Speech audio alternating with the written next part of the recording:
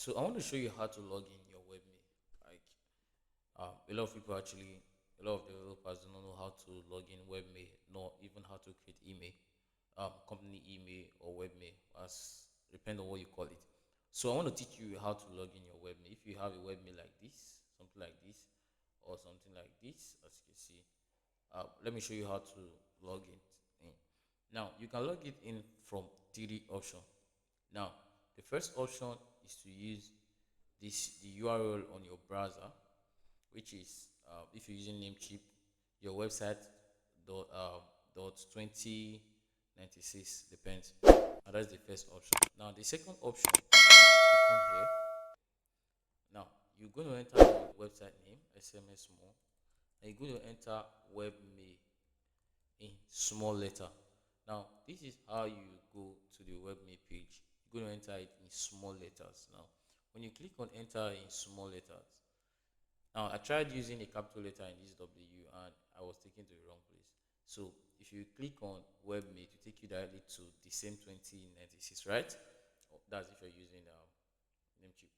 So I'm going to use info here,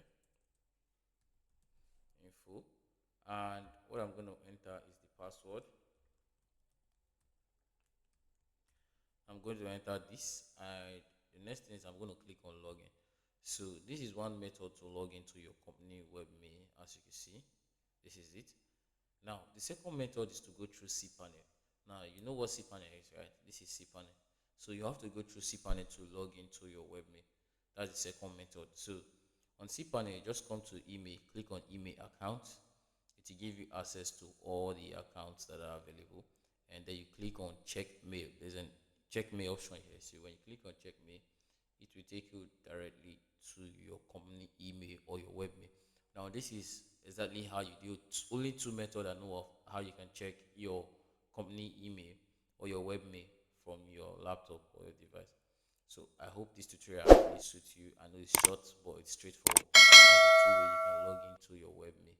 Now you can send your message as normal, just like your Gmail. Everything like your Gmail. You send your message to the email address or whatever address you want to send to. Put your subject and put it right up. Now this is how you do that. So thanks for watching this video. Don't forget to hit the subscribe button, like this video, and I will see you on my next tutorial. So bye for now, guys.